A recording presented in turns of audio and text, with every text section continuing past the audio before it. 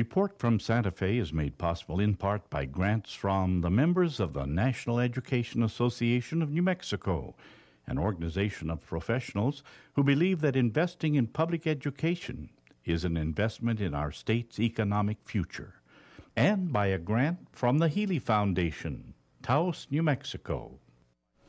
Hello, I'm Lorene Mills, and welcome to Report from Santa Fe. Today we have two lions of the Senate, Senator Stuart Ingle, a Republican from Portales, New Mexico. That's correct. And Senator John Arthur Smith, a Democrat from Deming. I'm laughing because when I said, did you mind being called the lions of the Senate, what did you say, Senator Smith? Be careful how you spell that, lions. Right, right.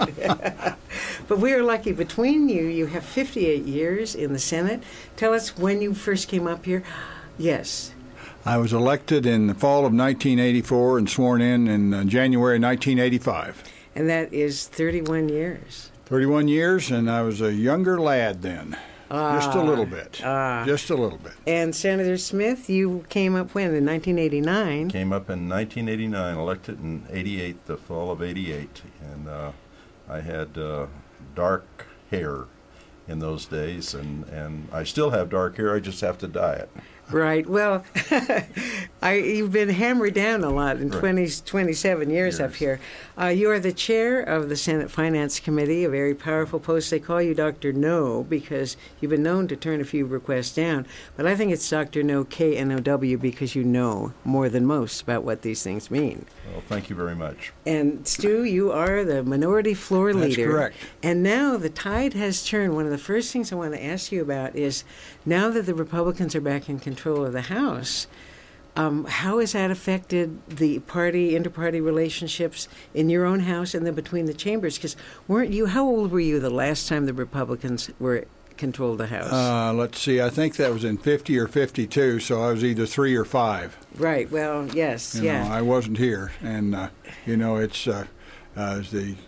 hopefully that the old cartoon that Trevor did about the little elephant being taken out, and he said to him, behave well or you'll be back in here for another 60 years. Right. So hopefully that won't be a cartoon that has much merit. But anyway, it's been a while. It's the Eisenhower years, and I can't remember how long they were in control. I don't remember, but it was in 50 or 52. I do not remember exactly the years, but that's been a while. Well, even though it is not your chamber that is dominated by your party, certainly it has an effect on you, having the Republicans on the fourth floor and in the House. It's going to make some difference right now. The House is organized. They've done some different works on committees, and they have a different scheduling as far as how the House meets on the floor. Things like that. But, things right now, the House is taking care of their things. We're taking care of ours. No House bills over here yet except the feed bill that was sent over the first couple of days. And it'll be maybe a week or so before there may be a bill or two over there. And, we'll see how it goes. We generally in the Senate don't hear any House bills until the Senate bills are heard. But, that's the things are not running much different, really. It's just a different world over there. The Senate bills that always passed the Senate and usually made it through the House may have a little tougher passage over there. Maybe I can pass a bill or two that's gotten killed over there. We'll see. We'll go there in the time frame. But it's there's some good leadership over there, and the public spoke pretty plainly in November. So it's one of those things. We'll know the results when we start hearing bills over there, maybe around the latter part of this month. Okay. And Senator Smith, what difference do you notice now with the change in the House? One of the wonderful things with the state government in the state of New Mexico that is way below the radar screen, we have interim committees. Interim means that we work with the House and the Senate, like the Legislative Finance Committee, and we get to know the players. We get to know their families. We get to know their joys. We get to know their sadness, and we become family if you serve on the Legislative Finance Committee. And I like to believe that we've had great rapport in the past, and we're going to continue to do the same. And I think that's a wonderful product of state government, the legislative process. And so I know all the players. They've treated me politely, and I've tried to treat them politely. So I really haven't known a difference. And we work with a quantity rather than policy. We work on dollars and cents, and dollars and cents really doesn't know party lines for the most part when we're trying to accomplish the best and be careful with the taxpayers' money. Well, party line does know. I mean, the monetary system does know up and down, and we are faced with the crash in the price of oil per barrel. So I want you to please tell us how the state can factor that in to the revenue projections. I mean, I know what it's been said, that we just didn't increase as much as we thought, but it still is kind of horrifying. Everyone's very pleased to pay less at the pump personally, but how much it has to do with the state budget. Can you, either one of you, jump in on that one? What are we going to do? Well, the thing about it is what's happened is we had some revenue estimates in July that were, pretty accurate. Oil was in the $90 to $100 a barrel range. We thought we'd have 250 million plus, 240 million plus. We thought there was going to be some softening, but not anything soft as this. But in the Carruthers years, in 86 through 90, oil was at $30 when he came in, and it was within less than a year it dropped somewhere between 4 and 7. And it's a lot worse crash then than it is now. The thing about it is Senator Smith and the Senate Finance and the House folks, we put a lot of reserves away. We've got some cushion there, but the budget's pretty flat, and things that we thought we could do, we're going to have to maybe take a little bit of a break on and not do them, because we don't want to raise taxes on anybody. And the thing about it is that industry, when it's this good for this long, you always have to be careful, because it's going to be an adjustment there. Hydraulic fracturing, we have gotten oil all over this country that 15 years ago we didn't think about. But it's there. Oil is now bypassing natural gas by millions of dollars in New Mexico as far as the revenue. And in my first years up here, oil wasn't that way, and natural gas was the big marketing item. Now we're getting oil and natural gas out of these wells, and they're doing it all over the country, in Canada and all over the world. It's softened the market. That's all there is to it. The production's there, and it's going to make the price go lower.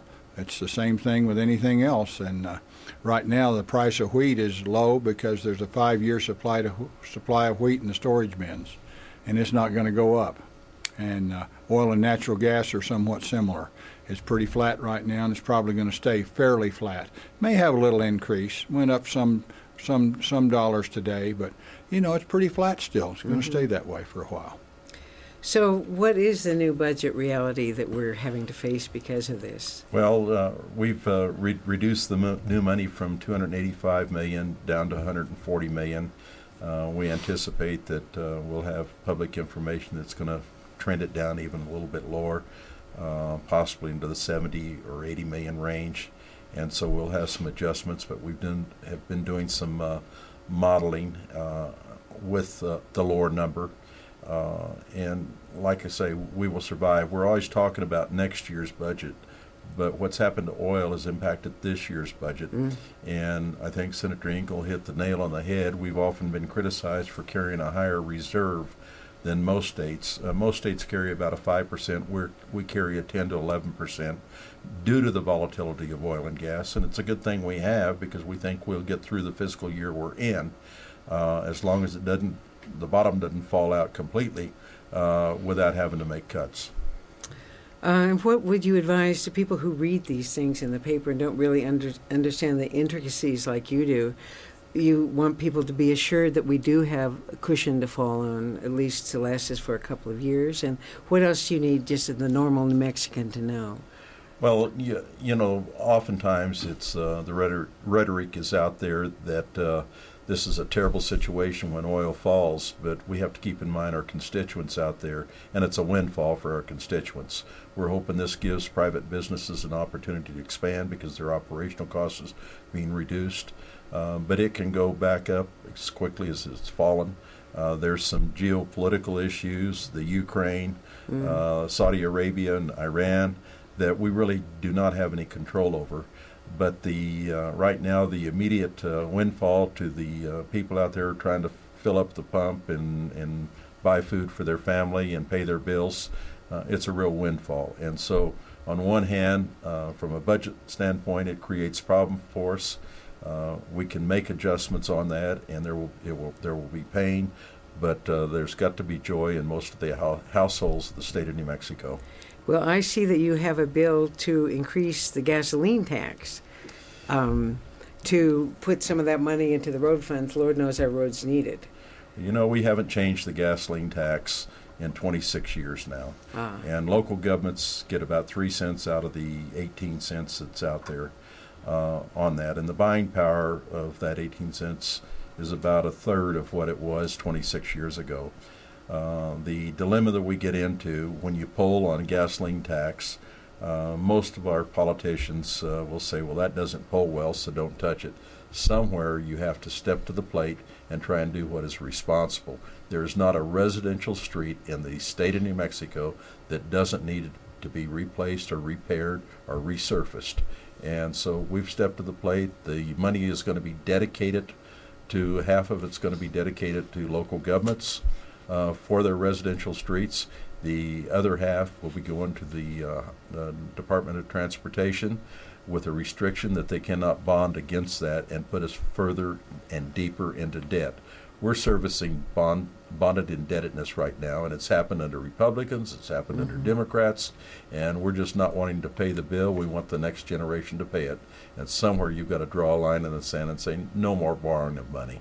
And you're both in areas, Deming and Portales, where there's a lot of driving to be done to get there. Absolutely. How do you feel about that? Well, you know, we're going to have to take a look at some of those things, and the federal government's going to have to take a look at some of those things. Instead of creating new programs necessarily, we should be maybe looking at some things like our highway system in the United States on U.S. highways needs a lot of money too.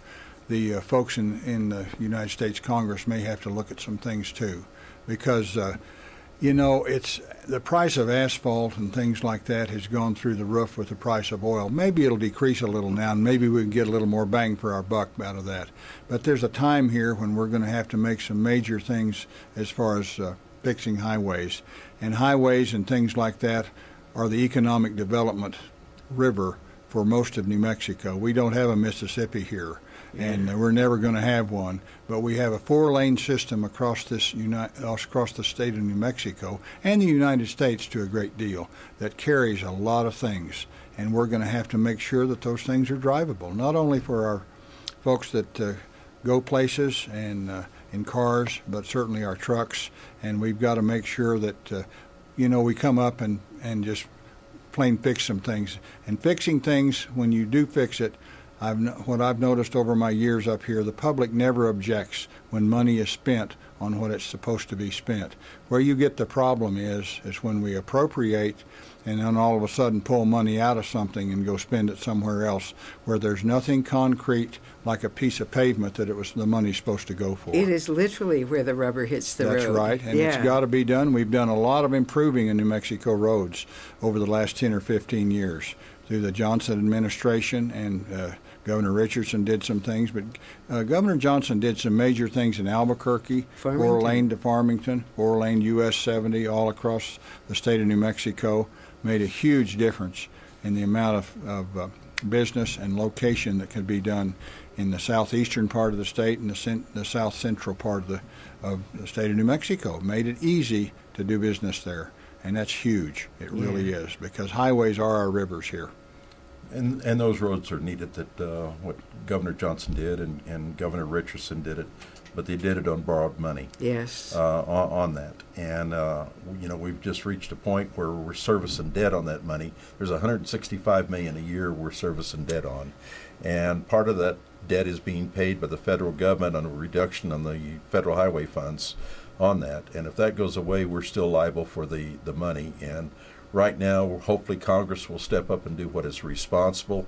But I think we're all wondering that with the change back there, what's actually going to happen, and hopefully they'll come together and help fund highways throughout the country. But with the gas tax that I have, I want to put people to work. And we have local contractors, and those big projects that were in Albuquerque and Old Highway 44, very few contractors could actually bid on that because of the bonding amount. And those of us that live in rural areas, we have contractors that employ people from our areas, and they're great job creators. And given the price of asphalt, it should be declining significantly. Yeah. We could get more miles for the bucks right there if we're willing to step forward. Yes. Well, one other issue I wanted to ask you about, because last week we did a show about hold harmless and the food tax. Right. So you have a bill to modify, and every time we even say the words hold harmless, people are saying, what's up? But what happened was that the tax burden was put back on local governments, cities, counties, and in order to make up for the money they lost from the food tax, they were going to have to raise their gross receipts tax on everything else. Now, you have a bill in to somehow modify that? Actually, what the bill does, it will lower the tax rates and broaden the base. We believe the food tax would be in the 2 to 3% range. But once again, we're relying on oil and gas.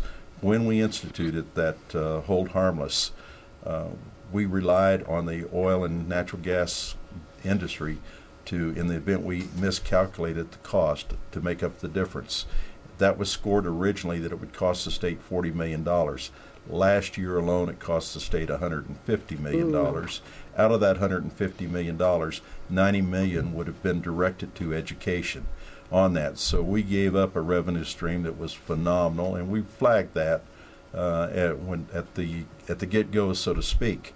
But that also, we gave them 15 years. They're not losing that overnight. Oh, you think they, yeah. There's 15 years on a clawback. I've got one community saying, well, we've lost $3 million on a 30, they get $3 million a year on what the state pays them to hold harmless on a $30 million budget, general fund budget that they have in that local community.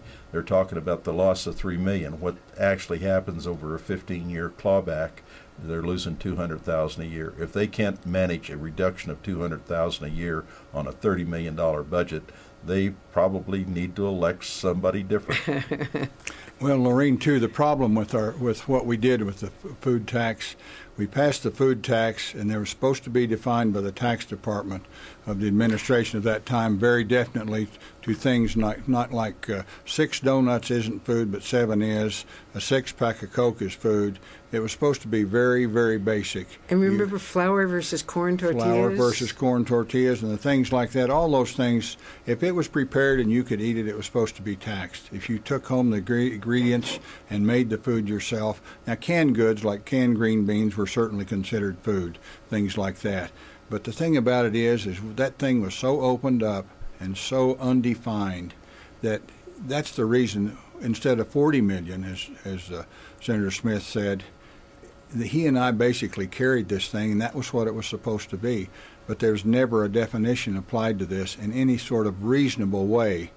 And that's what happens when you don't really do it like it's supposed to be done. And once you open the gate a little bit, you can't ever shut it. And that's what's happened here. And instead of the $40 million, which the state could have done, and we could have kept that here, it became huge. And that's because the definition was never done like it was supposed to be done. Can you gentlemen fix that? I don't know whether we can fix it or not, but the tax department, certainly could come in and do some things on it, and it's going to be pretty tough because people are used to not paying tax. But that's if that were the case, we could go back to that $40 million, and it may be higher now than it was when we passed it. But the thing about it is, once that thing exploded like that, then there's no definition on it, and we never could get anybody to do it. So. Basically, it's what it is. The bill was not written to include donuts and soft drinks and even sliced bread that you could take home and eat. That was supposed to be taxed because it was not a raw product. It was ready to eat. And that's something that should have been taxed, and it wasn't. Yeah. But anyway, it's the cattle are out of the pasture now, so it's pretty hard to round them up. So this is what sometimes you have to do because this state couldn't afford it. And we did that 3 years ago? Tried to. Well, no, it's 5 years ago. 5 years ago. And the thing about it is it's, you can try, but, if it's not done the first time, and it's begin to open up, yeah. it never stops then. And then you have to go back and change the rules. Well, and that's what we had to do. When we took the tax off food, I gained 45 pounds. Oh, no. on that. And I don't think the intent was for give relief to myself on that. Hopefully we're giving the benefit to the people that couldn't afford it. But we're finding with the new tax legislation that I have out there that we actually hurt more people than what we helped, because we had to increase the tax and gross receipts on everything else. On everything else, yeah. On that. And so when we talk about it being regressive, we really hurt the people more. And I think there's some studies out there. You might have covered some of that last week. Well, we did, but it is a real kind of emotional issue, you know. Very emotional. And so people respond to that without looking at the intricacies that you might have to pay. Oh, well, we're running out of time. I just want to talk to you a little bit about some of your other bills, because you have a bunch of utility bills. I have some utility bills on different things. Geothermal, transmission lines. Right. Doing that for the rural electric folks, and they've got some legislation that is going to be a benefit to the rural electric users and things like that. I've also got some other legislation that somewhat similar to some things we talked about last year about an electric company. Instead of the economic development director saying, yes, we'll decrease the rates on this company that's coming in and increase them on somebody else, if there's a rate decrease, then it has to go before the Public Regulatory Commission. And it's not something they have to justify how they can do it, and if there's excess capacity and things like that. So we're not going to have a something that basically the households pay to have a huge company come in. Mm-hmm. You know, it's something that the electric company can make some arrangements on how they're going to do that with the company that's moving in with the Public Regulatory Commission. And we'll see how those work, and we'll see how the bills are heard, and we'll go from there. Because last year we did some legislation, and it just was something we got it out of the last committee, but I think there's 52 amendments lined up on that bill for the last couple of days, and I didn't think we could get it through, and I didn't want to stop the other legislation that we have to sometimes pass here. And so we're going to look at some things new like that, and we're also going to look at some of the things that, we've had counties and things like that stop oil exploration by rules, and it stops what someone can do on their own private land if they have a lease offer. And that's a little bit unfair. You know, that's, for one thing, we're stopping some progress for people in the state of New Mexico, and we need to make sure that we're not basically having takings that's happening here. And we're going to look at some of those things. Could we just have a couple of minutes left? Look what you've done with lotteries. Yes, ma'am. So we had a problem that the scholarship money that the lotteries provide was running down, and you suggested that we... Well, you give credit to my colleague here. He was one of the original sponsors of the lottery bill. What we did, we're trying to bring more money to the bottom line so we can make it available for scholarships. What in fact we did, they're losing market share. They're still bringing 30% down, but their gross sales are down. We're trying to stimulate the gross sales again with the legislation we have. There's a provision in there that, lottery tickets are going to be sold at the gas pump because people are not going back into the convenience store where most of them are sold on that. And so there's a provision within that bill that would allow the use of a credit card up to $20 and a debit card to purchase the lottery right there at the gas pump. Mm-hmm. But the bottom line is we injured the gross revenues when we did that, and so we're trying to make some adjustments in that area to improve that to help the students. You know, when I think of all the juggling that you both do, it's just, I'm amazed, and I'm delighted that you're here. What should we look for this session? We're only a couple of weeks in. We've got weeks to go. What do you want our viewers to watch for? Well, there's a lot of bills that are going to be coming over from the House. Certainly on the reading bill, maybe a right to work bill come over. There's some minimum wage bills in the House and in the Senate. And certainly some things like that are going to be there. There's certainly some legislation like Senator Smith on the lotteries. And we've got a lot of things that are there and they're coming. We have a problem in the Albuquerque area with the retention of police officers. We're going to try to do some things there that maybe make that thing work, make it work a little bit better. And really all over the state we're having problems with police officer retention, things like that. We've got some legislation that's going to hopefully work there. And Senator Smith always has things in his back pocket, and they're always good surprises. Are you going to surprise us? One that you've done that I really like is pushing the age for the annual renewal of driver's licenses from 75 to 79, because 79 is the new 40, apparently.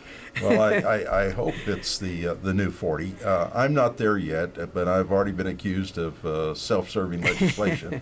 But I got tickled with Governor Carruthers. I was speaking to him the other day, and he said, I'm all in favor of your legislation. He said, I just reached 75. And I said, well, Governor, I said, you and I have both reached the point where we really need chauffeurs. And he said, well, I'm going to go tell my wife that. And I said, you're braver than I am. But yes, the people are living longer. They're more active, and I think it's a reasonable response. Any other surprises in your back pocket for us? Don't have any other surprises. Well, we'll wait and see. We'll wait and see. I want to thank you both. Our guest today are Senator Stuart Ingle from Portales, Republican. Thank you for taking the time. And Senator John Arthur Smith, Democrat from Deming. Thank you both so much. 58 years of public service. We are honored to have you. Thanks. Thank you very much. Well, he's got a letter jacket, and so do I. I'm Lorene Mills. I'd like to thank you, our audience, for being with us today on Report from Santa Fe. We'll see you next week. Past archival programs of Report from Santa Fe are available at the website reportfromsantafe.com. If you have questions or comments, please email info@reportfromsantafe.com. Report from Santa Fe is made possible in part by grants from the members of the National Education Association of New Mexico, an organization of professionals who believe that investing in public education is an investment in our state's economic future, and by a grant from the Healy Foundation, Taos, New Mexico.